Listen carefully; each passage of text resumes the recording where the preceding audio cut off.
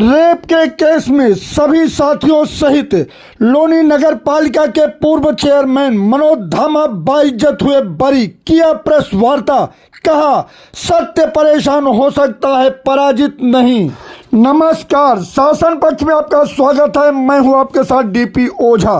6 साल पूर्व एक महिला द्वारा लोनी नगर पालिका के पूर्व चेयरमैन मनोज धामा व शोभित मलिक, दीपक धामा, राहुल धामा, विकास पवार पर फर्जी रेप केस लगाया था, जिसके तहत इन लोगों ने जेल भी गए थे। लेकिन 23 अप्रैल 2025 को कोर्ट ने मनोज धामा व उनके साथियों को बाइज्जत किया बरी।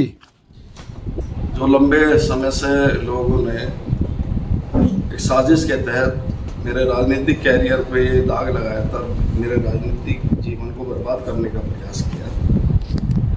जिस महिला को हम जानते भी नहीं थे, उससे फर्जी मुकदमा दर्ज करा के और 6.5 महीने जिसमें हम लोगों ने निर्दोष होते हुए जेल काटी। लेकिन मुझे न्यायपालिका पे पूरा भरोसा था और कल निशान मांझी की कोर्ट में 7:23 पे न्यायाधीश जी ने अपना फैसला सुनाया, जिसमें हम 5 लोग बाइज्जत बरी किया गया है।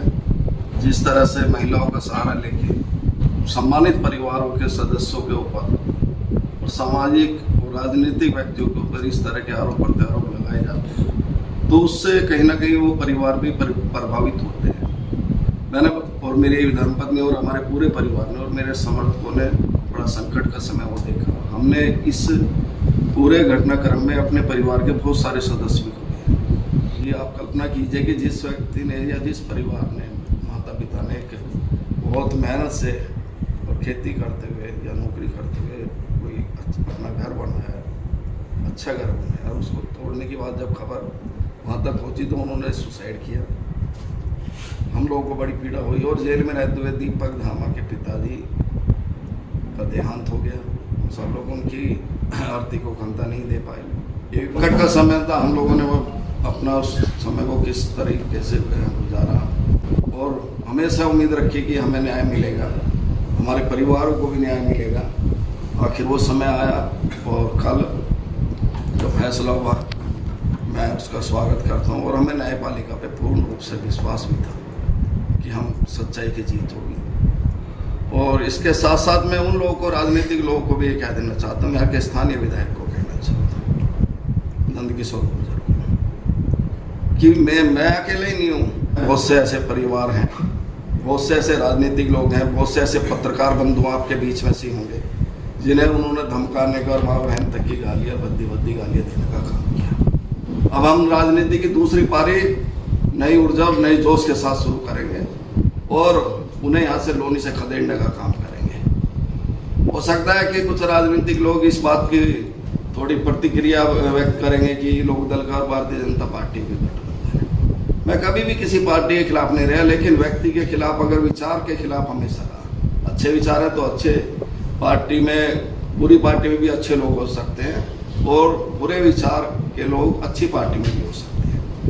लोनी में जिस तरह से अवैध उगाई हुई, यहाँ मंत्रालय बटे हुए हैं, खासतौर पे यहाँ के विधायक ने मंत्रालय बांट रखे हैं। एक जैसे बिजली का काम होगा तो उसको ऊर्जा मंत्री बताते हैं, टेम्पो से उगाई होगी, ई रिक्शा वालों से होगी, उन्हें परिवहन मंत्री बताते हैं, और नगर पालिका संबंधित कोई काम होगा तो उसे नगर विकास मंत्रालय दिया गया है।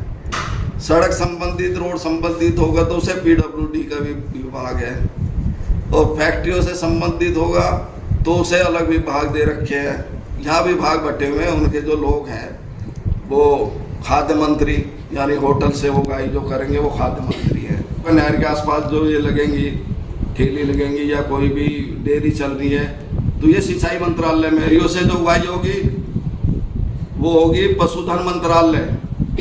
तो यहाँ मंत्रालय बहुत बटे हुए हैं कि सबको काम मिल जाए। उगाई मंत्रालय, दलाली मंत्रालय, और मंत्रालय का मुख्यमंत्री कौन है?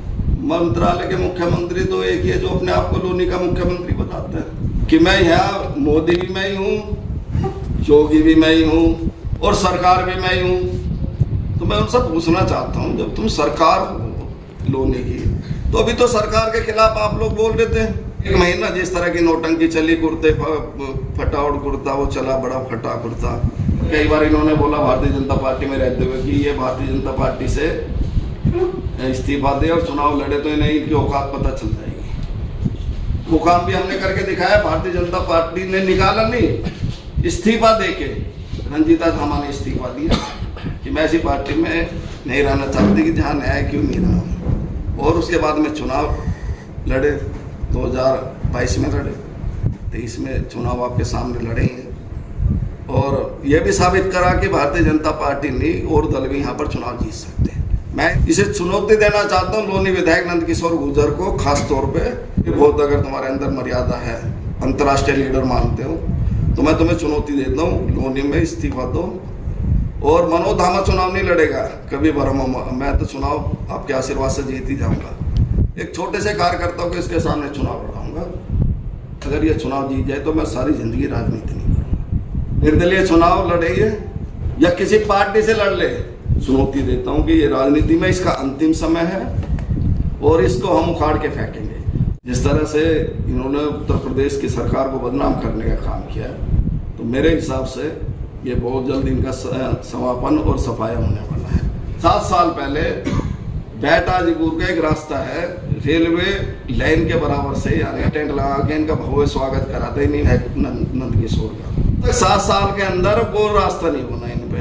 अंडरपास की बात करते हैं, अंडरपास बनवा दिया जी, बोलते हैं जी नहर का काम शुरू हो गया, झूठो। आज भी अगर कोई एक रोड़ा दिखा दे, चलो मैं मानता हूँ अच्छे काम करने चाहिए, लेकिन झूठ बोलते हैं, बार बार झूठ बोलते हैं। आज से 1 महीना पहले टेंट लगा, लोगों को बुलाया गया, हर वार्ड से सभासदों को बुलाया गया, नहर का निर्माण होगा।